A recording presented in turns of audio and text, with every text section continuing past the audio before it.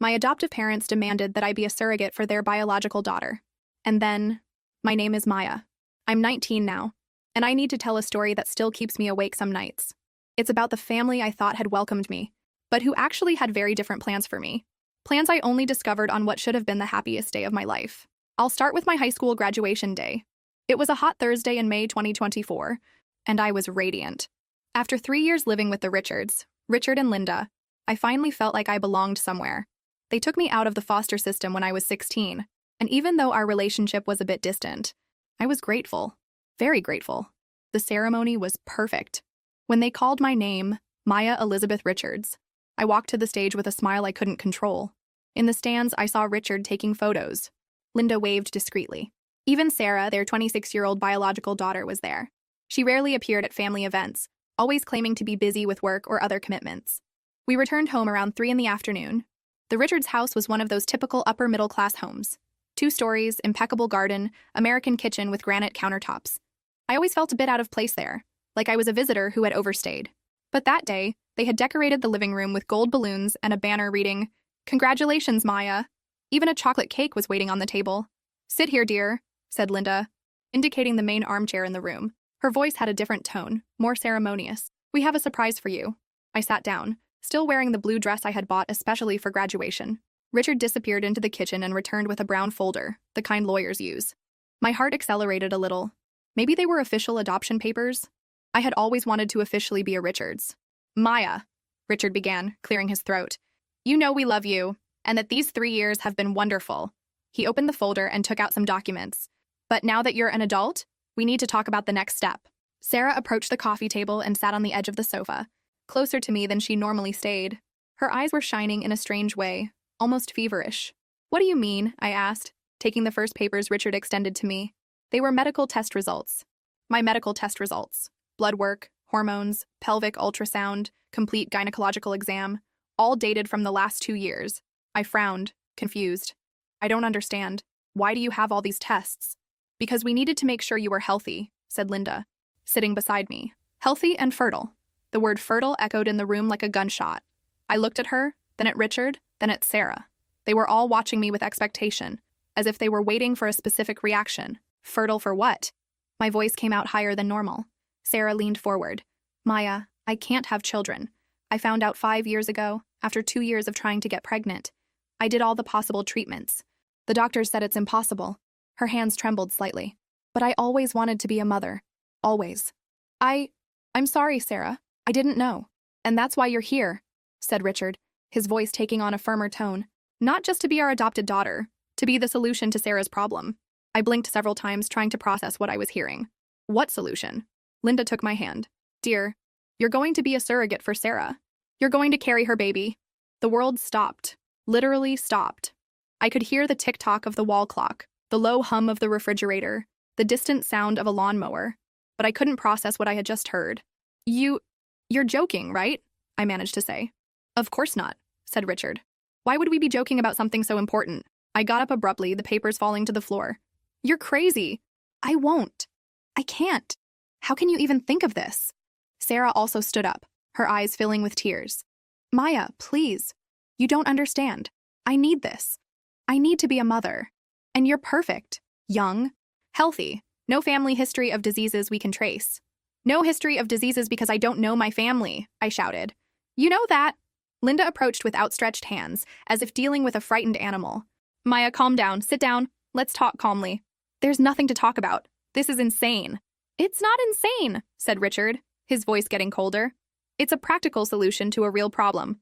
Sarah needs a baby. You need a home. It's a fair trade." I stared at him, feeling something breaking inside my chest. "A trade? You adopted me as a negotiation?" The silence that followed was deafening.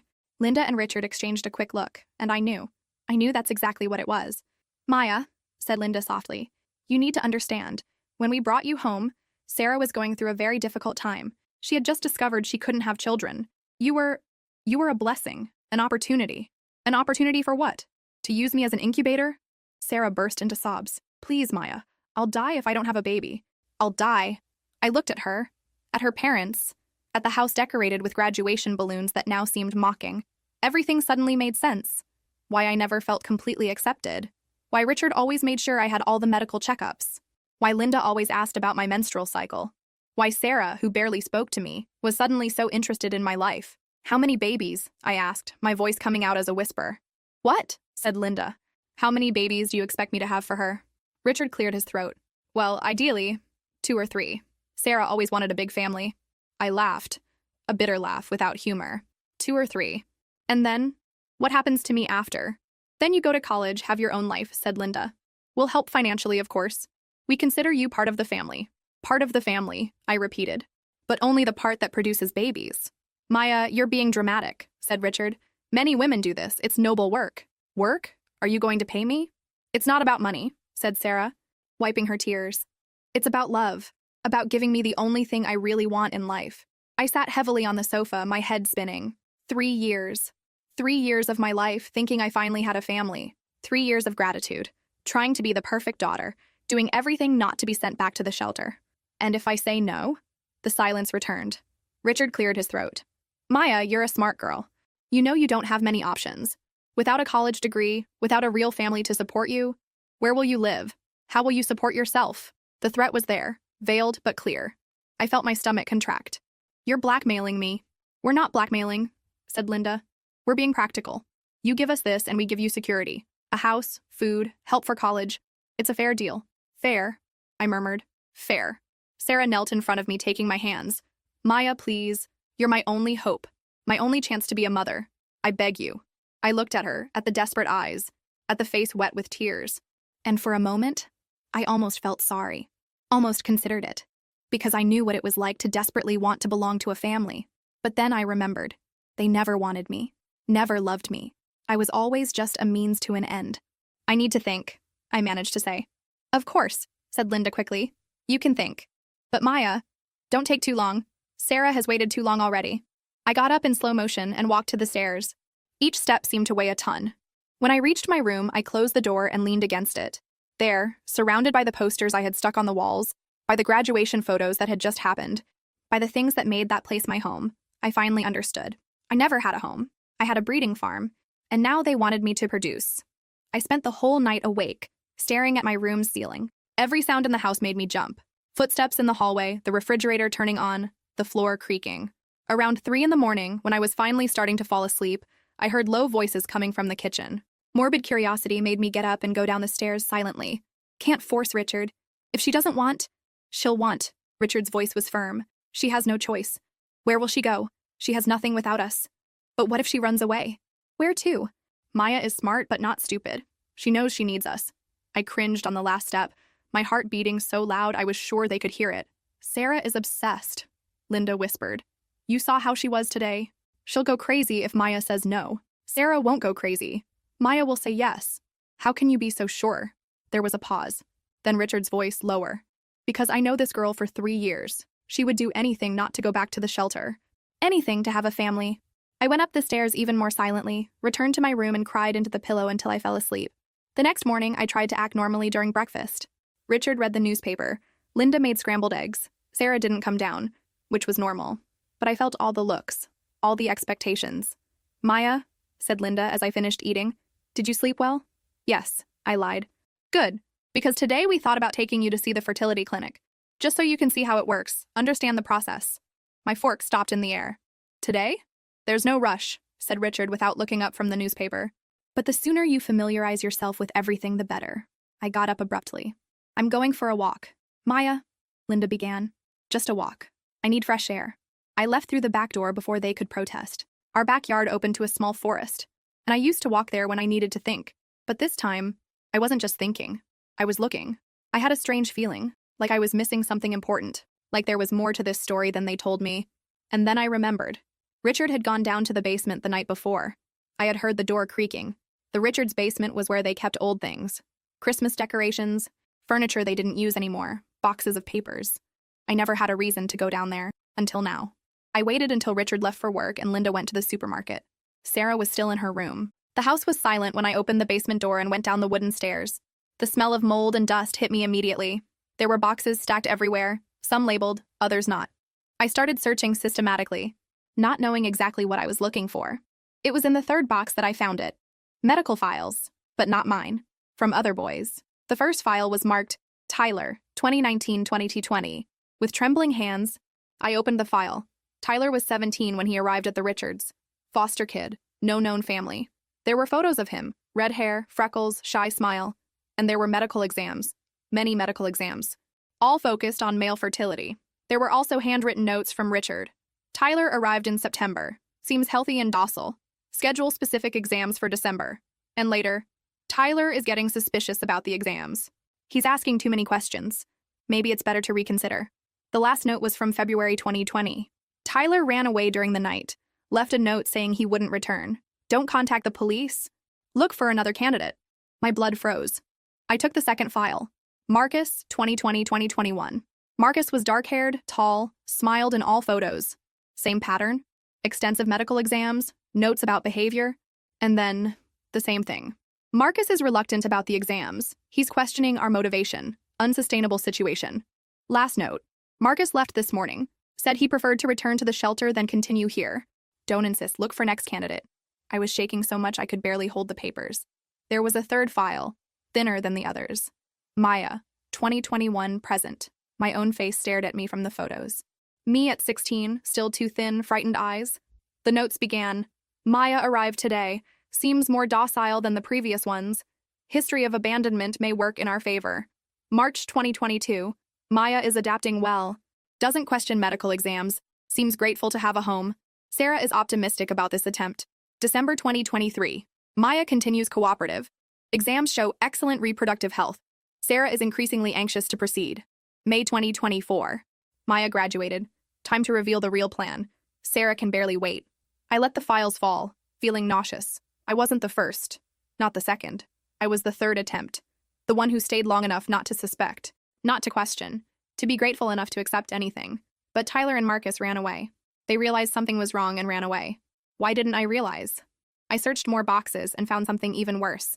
A folder with Sarah's notes. Pages and pages of obsessive planning about babies, names, nursery decoration, and a list titled Previous Candidates, with at least 8 names, including some I didn't recognize. 8. They had tried this with at least 8 different children over the years. I sat on the cold basement floor for I don't know how long, processing everything. 3 years of my life. 3 years believing I finally had a family. 3 years being prepared like breeding cattle. I heard footsteps upstairs. Linda had returned. Maya? Where are you? Quickly, I put the files back in the boxes, but not before photographing several pages with my cell phone. I went up the stairs with my heart racing. Linda was in the kitchen putting away groceries. Oh, there you are. Where were you? Just walking around the house. She looked at me for a moment. You're pale. Are you feeling well? I'm fine. Great. Because I scheduled your appointment at the clinic for Monday. Just so you can meet Dr. Peterson. He'll explain the whole process. I nodded mechanically. Sure, Linda smiled. I'm so proud of you, Maya. You're doing a wonderful thing for Sarah. That night, I pretended to be sick so I wouldn't go down for dinner. I heard Sarah knocking on my door around 9. Maya, can I come in? I'm sleeping, I managed to say. Please, I just want to talk. I didn't answer. After a few minutes, she left. But at 11 at night, I heard my door opening. Sarah entered without asking permission, closed the door behind her and turned on the light. We need to talk, she said. I sat up in bed, blinking against the sudden light. Sarah, I said I was sleeping. I don't care.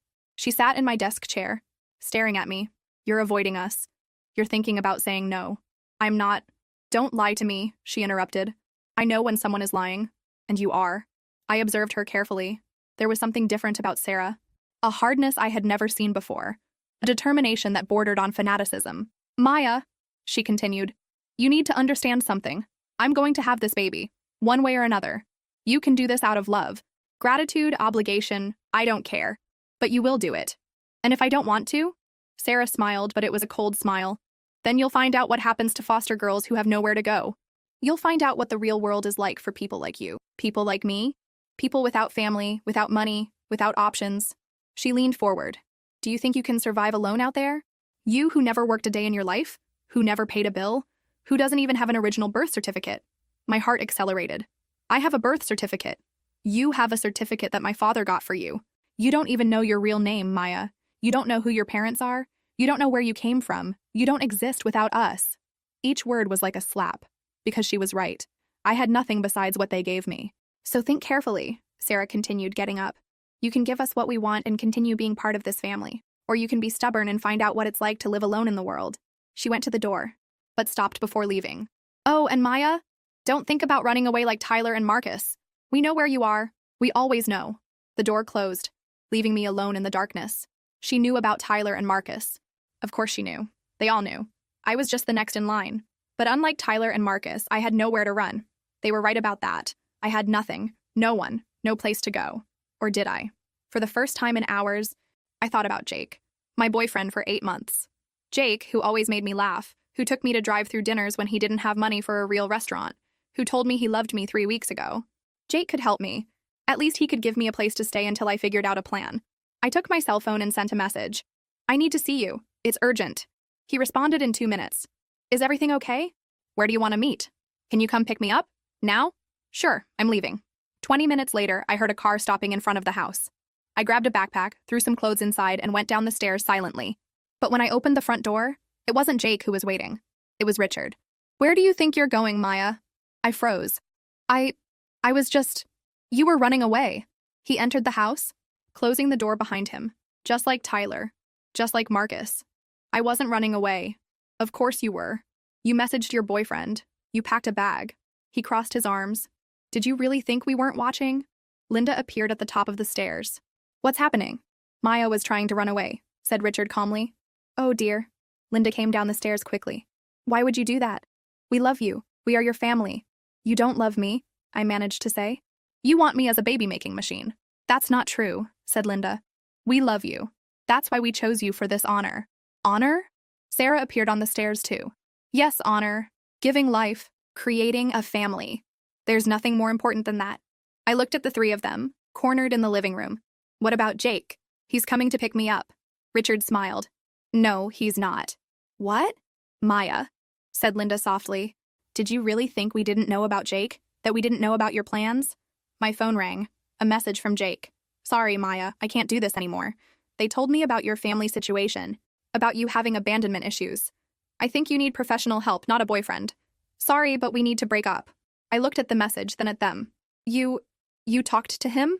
We explained the situation, said Richard. We explained that you're going through a difficult time, that you're having confused ideas about our family, that you need stability, not someone feeding your fantasies of independence. Fantasies? The fantasy that you can just leave and live your own life, said Sarah. Maya, you're a foster girl without resources. You don't have real-world skills, no higher education, no family support. Without us, you're nothing. I sat heavily on the sofa.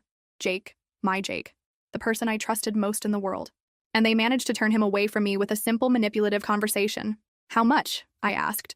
What? Said Linda. How much did you pay him? Silence. How much? Richard hesitated, then sighed.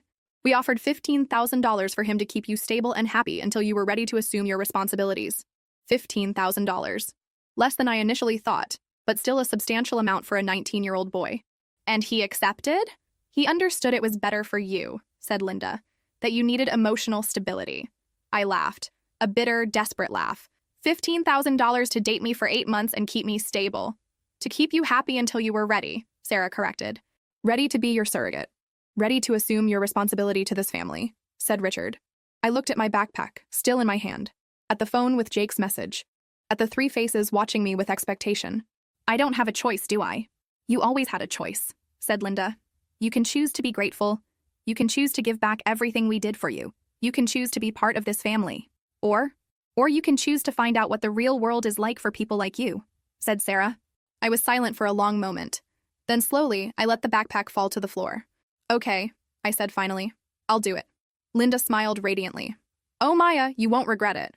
But I have conditions, I continued. Linda's smile wavered. Conditions? I want everything in writing, legal contract. I want guarantees that you'll pay for my college. I want a monthly allowance during the whole process, and I want you to leave me alone about this until Monday. Richard and Linda exchanged a look. Of course, said Richard. Of course we can do that. Good. I picked up my backpack. Then I'm going upstairs. I need to process all this. Maya, said Sarah when I was going up the stairs. Yes? Thank you. Her tears were real. Thank you for giving me the chance to be a mother. I didn't respond.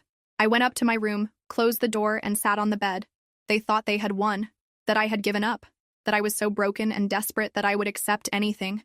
But while I was sitting there, an idea began to form.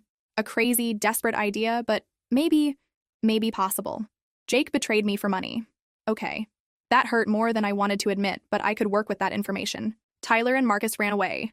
But they ran away without evidence, without proof of what the Richards were doing. I wasn't going to run away. I was going to destroy them. On Monday, I would go to the clinic. I would smile. I would cooperate. I would let them think they had won. But I would also start collecting systematic evidence. I would record conversations. I would photograph documents. I would build a solid case against them. Because Tyler and Marcus were minors when they ran away. They didn't have resources, didn't have legal power, but I was of age now, and I had something they didn't have. I had anger, cold, calculated anger. And I was going to use every gram of it to destroy the family that thought they could use me as breeding cattle. They wanted me to be grateful. I was going to show them exactly how grateful I was. Monday came too fast. I had spent the entire weekend creating a plan. It wasn't perfect, but it was a start. First, I needed solid evidence. Then, I needed allies. And lastly, I needed a safe exit. Ready? Asked Linda when we went down the stairs. She was nervous, that was obvious. She kept smoothing her skirt, checking her hair in the mirror. Ready, I lied, with my cell phone configured to record discreetly in audio mode. Richard was waiting in the car. During the entire trip to the clinic, they talked about how Dr. Peterson was wonderful, how the clinic was first-rate, how everything was going to work out.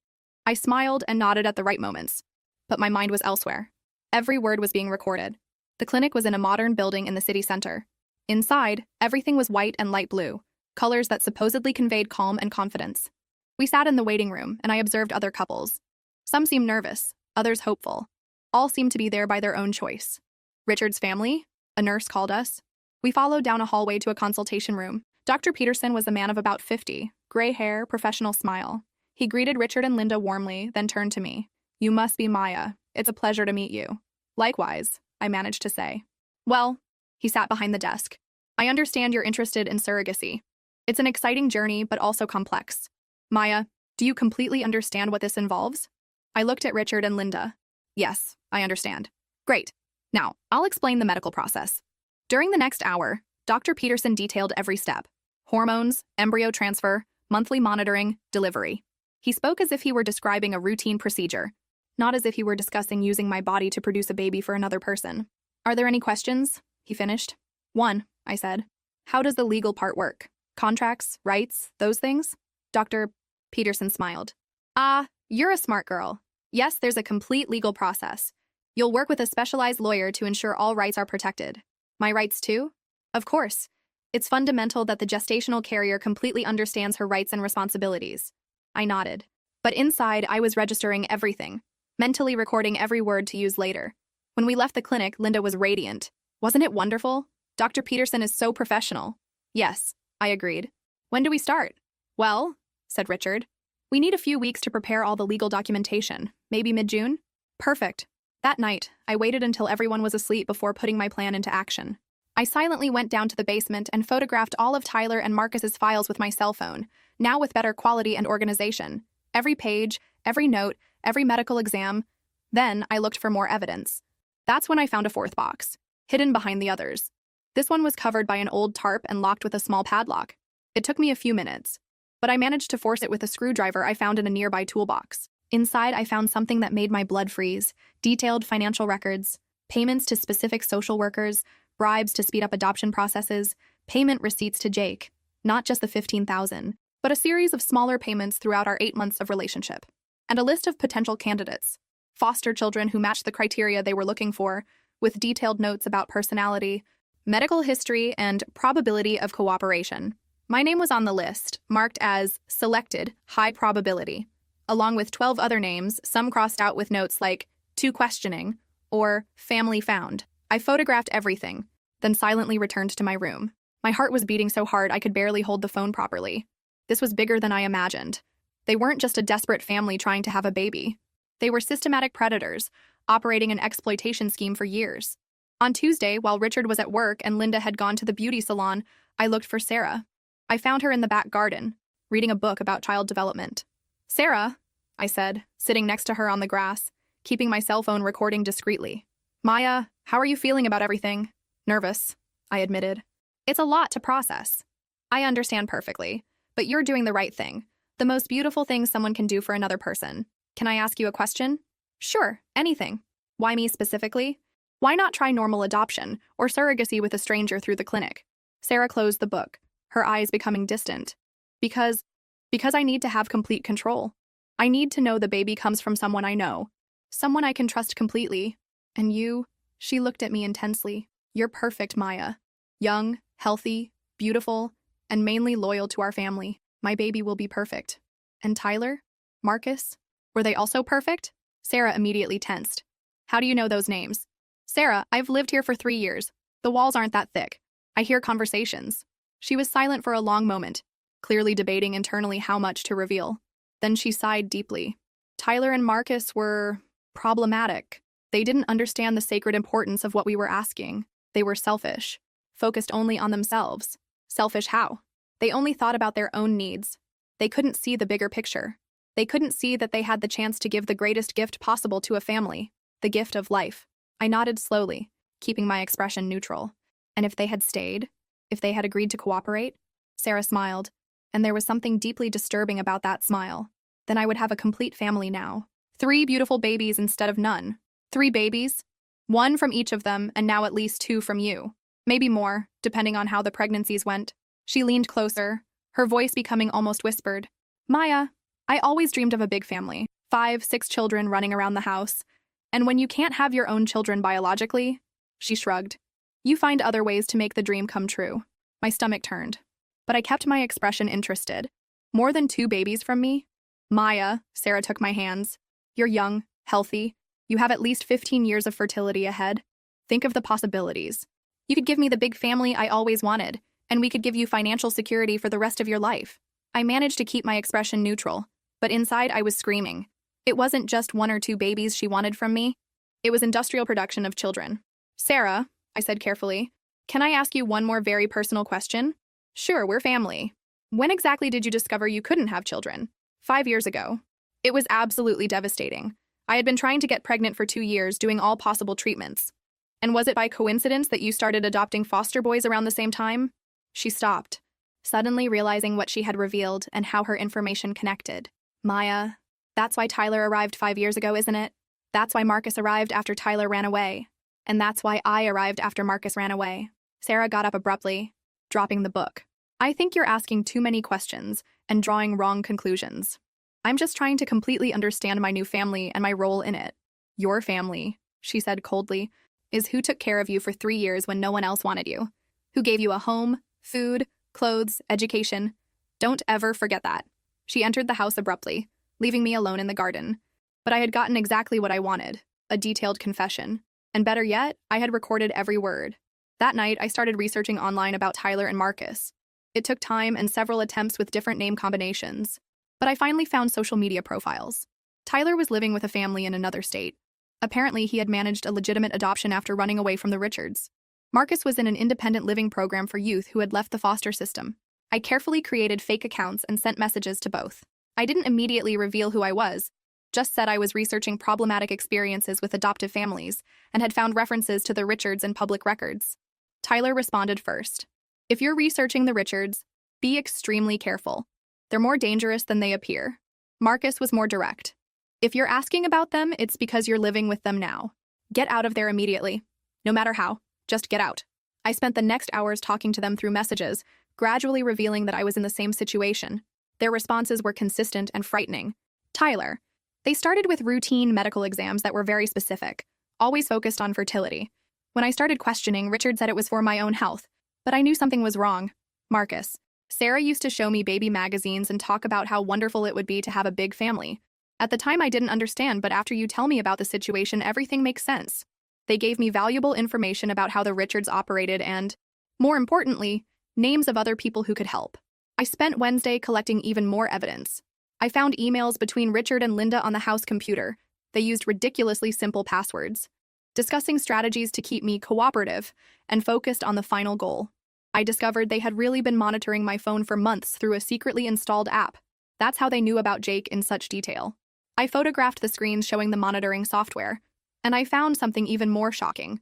Records that they had done this before, not just with Tyler and Marcus, but with at least 4 other boys over the years, all who didn't adapt and were quickly returned to the system before the real plan could be revealed. I wasn't the 3rd attempt. I was at least the 7th. On Thursday, while Linda was at the spa and Richard at work, I managed access to his office and copied all the computer files to a flash drive I had secretly bought.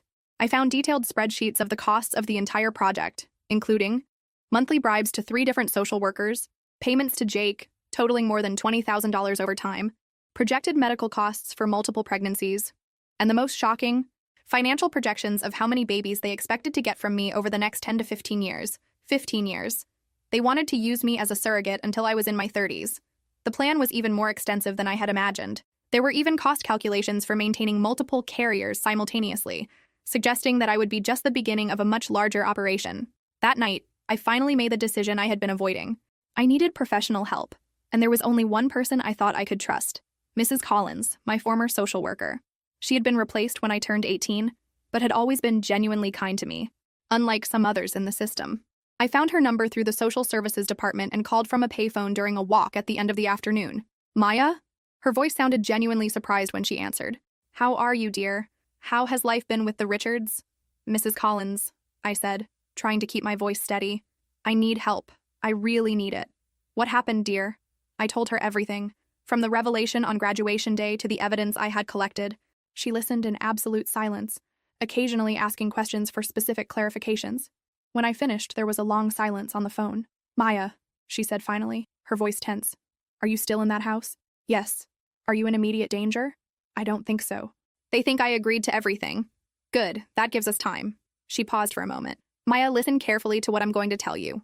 You did something extraordinary collecting all this evidence.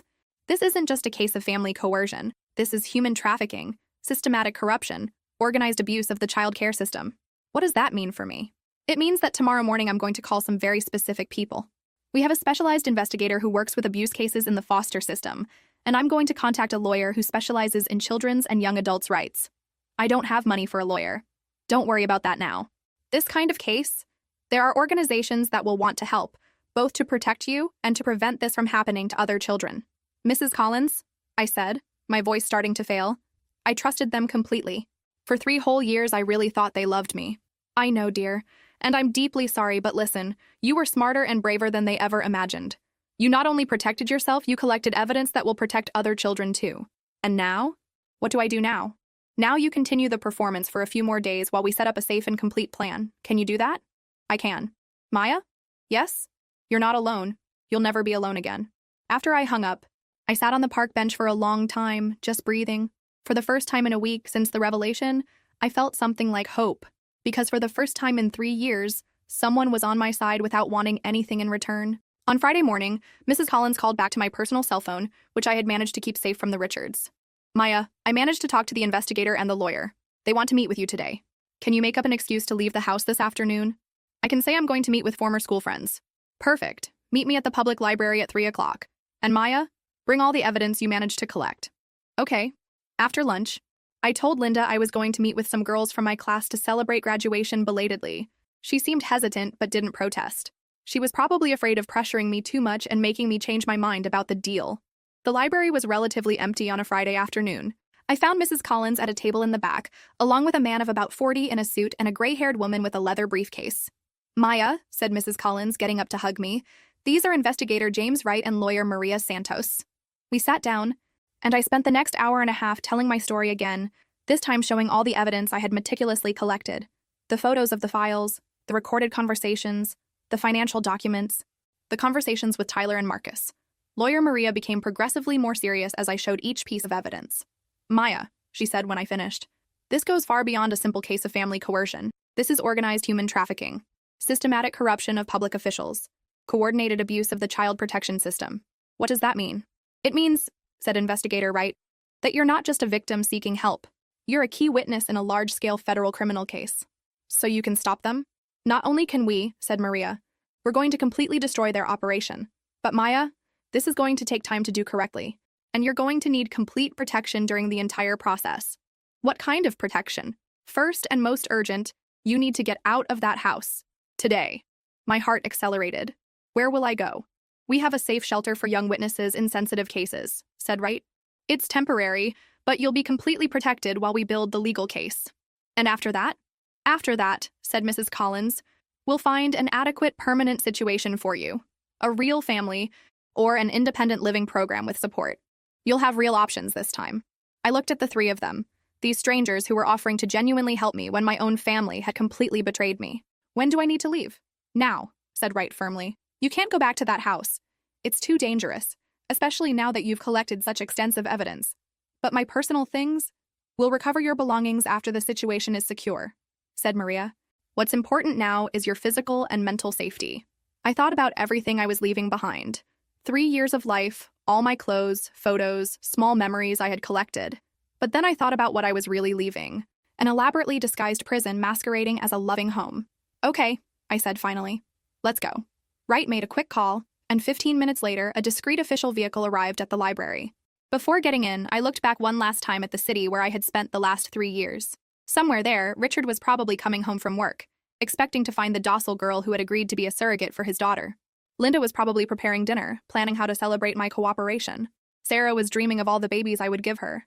None of them had any idea that instead of an obedient victim, they had inadvertently created their own destruction.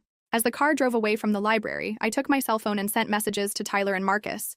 I'm out and safe, and I'm going to destroy them completely. The responses came quickly. Tyler, what a relief. Count on me for anything you need. Marcus, finally, I'm here to help with whatever is necessary. I smiled for the first time in a week. I wasn't alone. I had allies. I had solid evidence. And I had something the Richards never expected me to develop. I had a real plan for revenge, but also for justice. The witness shelter was a discreet building in a quiet part of the city. It wasn't luxurious like the Richards' house, but it was something they never were, completely honest.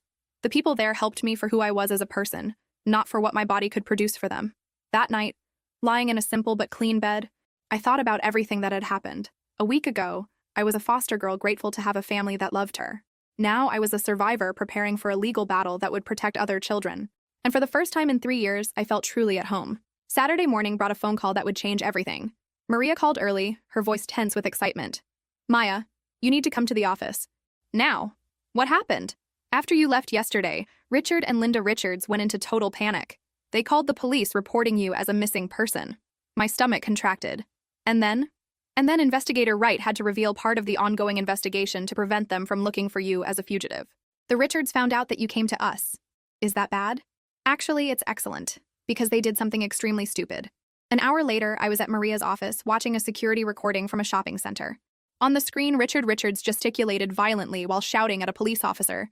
That maniac girl is making up malicious lies about our family. We gave her everything, and now she stabs us in the back. His voice was loud enough to attract looks from dozens of onlookers. She's a compulsive liar, always has been. That's why no one else wanted her before us. The officer tried to calm him down, but Richard continued. She should be grateful for everything we did. Instead, she makes up these crazy stories about... He stopped abruptly, realizing he was talking too much in public. About what, sir? Asked the officer calmly. Nothing, forget it. But the damage was done. There were at least 10 people filming with their cell phones, and several others recording audio. This was last night at North Point Mall, said Wright. The recording has already gone viral on local social media. Richard's meltdown is trending. And there's much more, said Maria, moving to another video. This is from this morning. It was Sarah, in a supermarket parking lot, crying hysterically while Linda desperately tried to calm her down. Where's my baby? She screamed to anyone who would listen. Where's Maya? She promised to give me my baby. A woman who was passing by stopped to offer help. Your baby? Was the girl pregnant?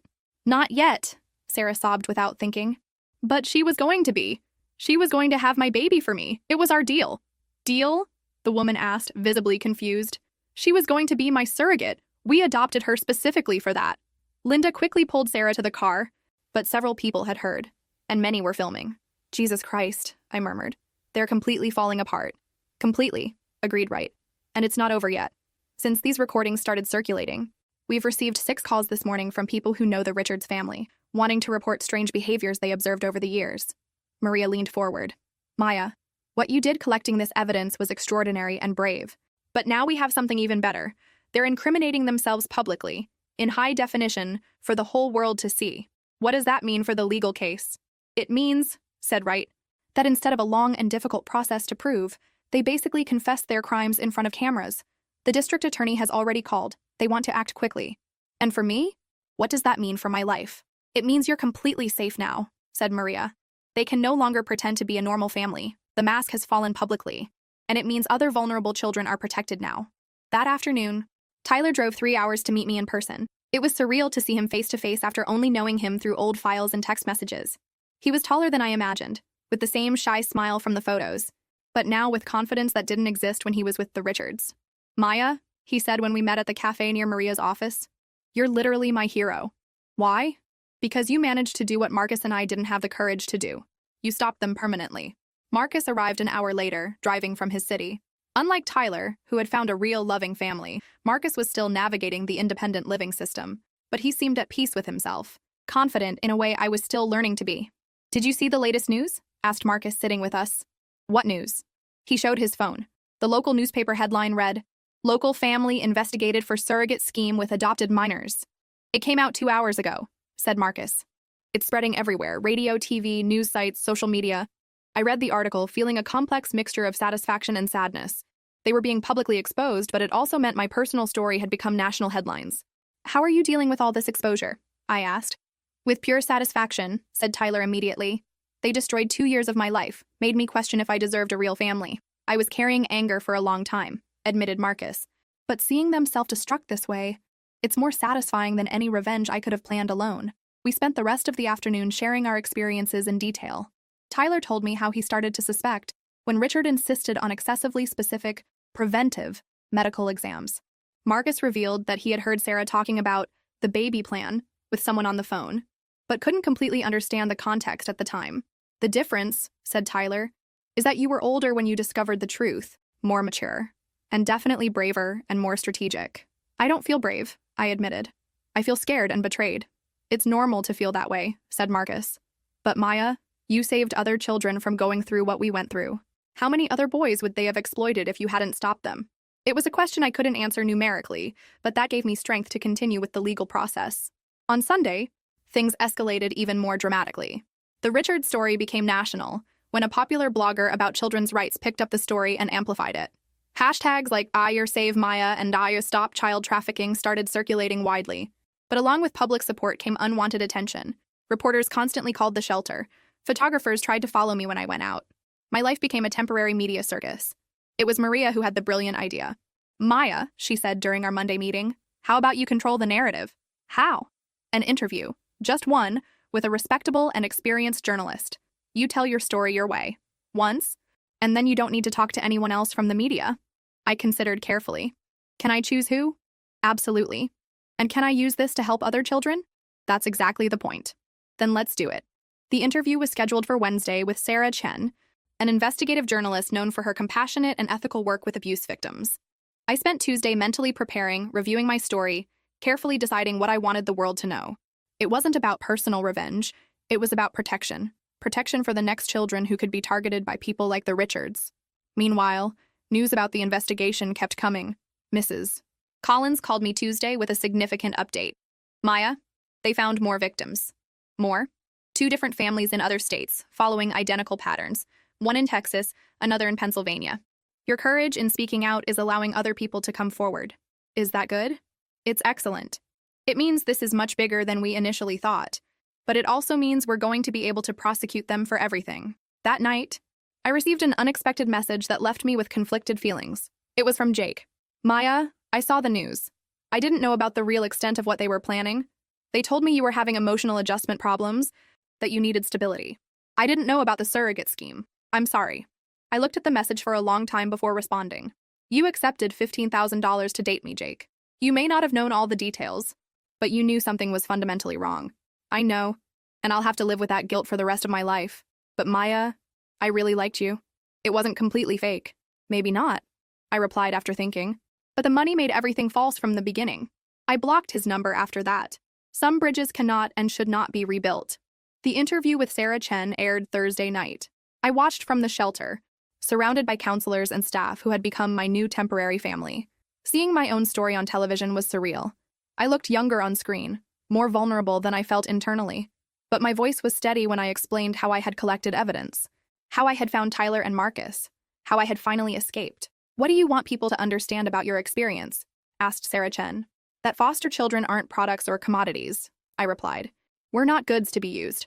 We're people who deserve real and unconditional love, not love based on what we can do or produce for others." And what's your message for other children who might be in similar situations? Trust your instincts. If something seems wrong, it probably is. And don't be afraid to ask for help. There are genuinely good people in the world who truly care. After the interview ended, my phone didn't stop ringing. Support messages, offers of help, invitations to speak at events. But the message that touched me most came from a 16-year-old girl in another state. Maya, I'm in a strange situation with my adoptive family. After seeing your interview, I think I urgently need help. Can you give me your social worker's number? I immediately sent Mrs. Collins information and called her. An hour later, she called me back. The girl is safe now.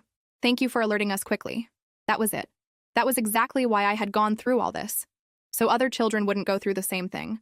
On Friday, the district attorney officially announced charges against Richard, Linda and Sarah Richards. Conspiracy for human trafficking, corruption of public officials, and multiple charges of systematic child abuse. Their licenses to house children were permanently revoked, and all their assets were frozen. They'll probably get between 15 and 25 years each, Maria explained to me, especially with all the evidence you collected and their public confessions. And Jake? He's cooperating completely with the investigation.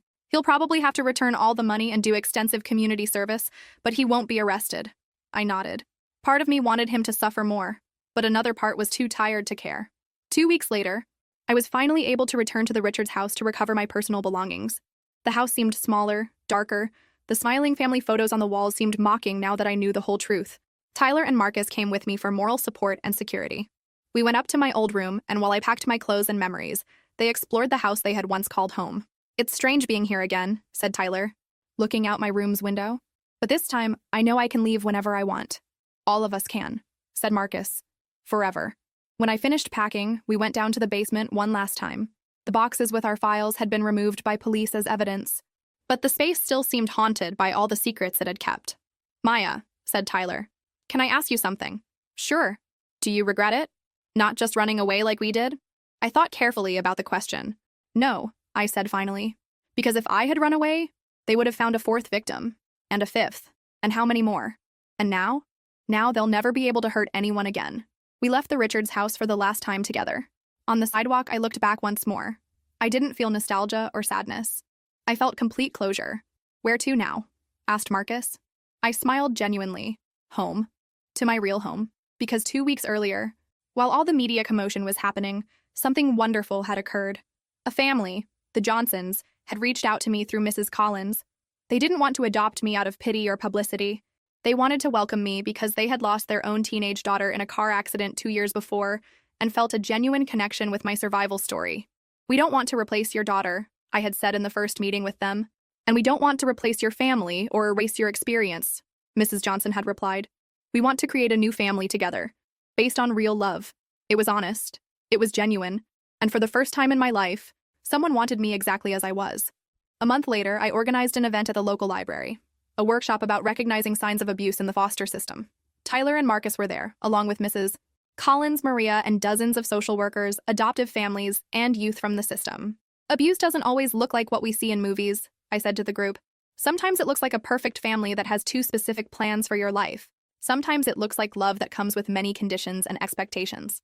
A social worker raised her hand. What specific signs should we observe? Families that do excessive medical exams without clear medical reason, Tyler responded. Families that isolate the child from other people. Families that talk about the child's purpose or destiny being there.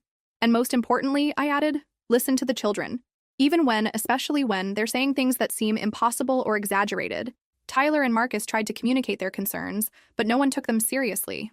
Marcus nodded. Foster children often aren't believed because people think we're problematic or make things up for attention. But we instinctively know when something is wrong. After the workshop, a woman approached me.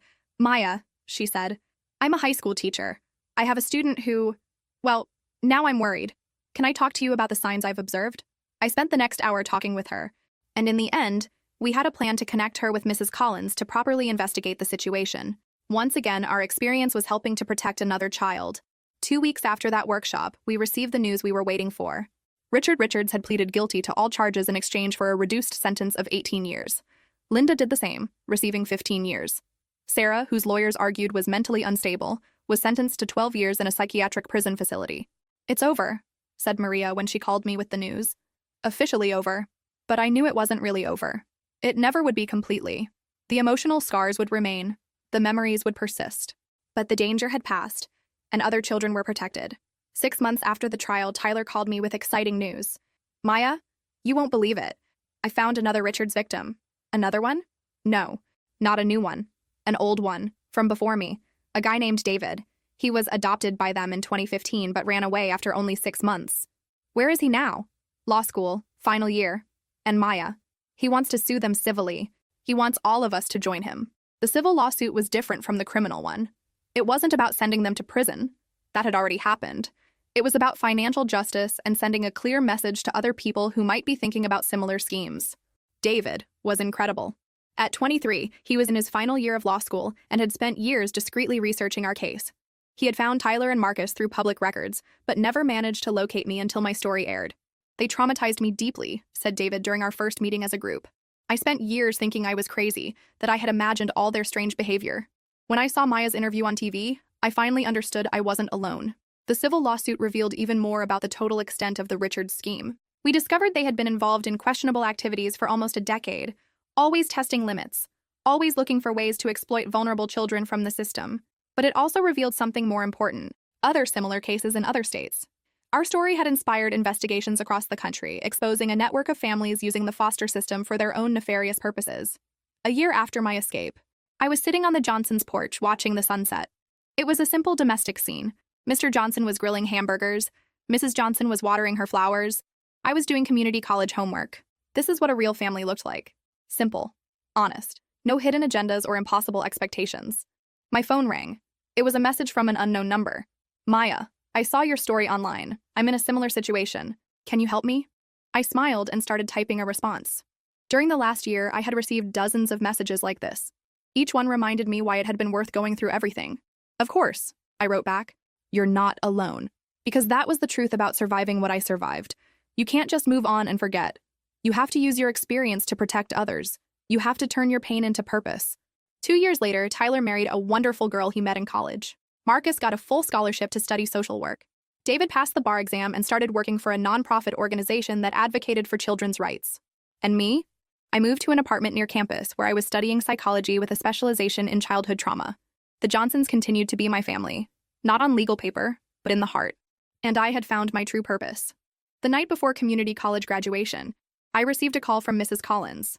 Maya, she said, I have a proposal for you. What? How about working with me?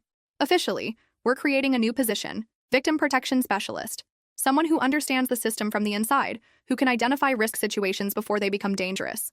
I didn't need to think twice. When can I start? 3 years after escaping the Richards, I was sitting in my own office interviewing a 16-year-old girl who had been removed from a suspicious adoptive family situation. She was scared, confused, not knowing who to trust. It's hard to know what's real when the people who should protect you are the ones who hurt you, she said. I know exactly what you're talking about, I replied. It happened to me too. Her eyes widened. It really happened? It did. And I survived. And you'll survive and thrive too. I spent the next hour telling my story. Not the media version, but the real, raw, honest version. I talked about the fear, confusion, the deep sense of betrayal. But I also talked about finding inner strength, collecting evidence, fighting back, and finally finding a real family. What did you do after everything? She asked when I finished. I built a real life, I said, with people who love me for who I am, not for what I can do for them. And now I help other people like you do the same thing. She left my office with a different expression, still scared, but also hopeful. It was the same expression I had when Mrs. Collins first told me I wasn't alone. That night, I called Tyler, Marcus, and David. Our monthly call had become a precious tradition. Any interesting news? Asked Tyler. I just helped another girl today, I said. 16 years old, suspicious family situation. She reminded me a lot of myself. It's amazing, said Marcus. How many is it total now? I did a quick mental count. 62 in the last 2 years. 62 children who are safe because of what you went through and how you reacted, said David. If that's not turning trauma into purpose, I don't know what is. After I hung up, I went out to my apartment's balcony. The city stretched below me, full of lights and infinite possibilities. Somewhere out there, there were children like I had been, vulnerable, scared, looking for love in the wrong places. But there were also people like Tyler, Marcus, David, and me, survivors who had turned our pain into protection for others. There were social workers like Mrs. Collins, who truly cared. There were families like the Johnsons, who offered real love without conditions. Evil still existed. It always would. But good also existed in abundance. And sometimes, if you were brave enough, strong enough, smart enough, you could make a real and lasting difference. 4 years after discovering that my adoptive parents wanted to use me as a surrogate, I was doing exactly that, making a difference, one child at a time. And for the first time in my life, I knew with absolute certainty who I was. I wasn't the grateful foster girl who would do anything for crumbs of love. I wasn't the scared victim who accepts any situation out of fear of abandonment. I wasn't the commodity that exists to serve other people's purposes. I was Maya Johnson. Yes, I had chosen to keep the name of the family who showed me what real love means. I was a survivor, advocate, child protection specialist. I was someone who turned the most traumatic experience of her life into the source of her greatest strength and purpose. And when other children came to me, scared and broken like I had been, I could look into their eyes and say with complete honesty, I understand completely. I went through it. And I'm going to help you not just survive, but thrive and find your true family. Because that's the truth about real families. They're not about blood or legal papers. They're about conscious choice. About people who choose to love you, protect you, support you, without expecting anything in return except for you to be exactly who you are. And I finally had that. I had all that and much more. The Richards thought they could use me as an incubator. But in the end, it was I who used them as a springboard to become the person I was destined to be. A free person, a strong person, a person who knew, without a shadow of doubt, that she deserved real and unconditional love. And that in the end was the greatest victory of all.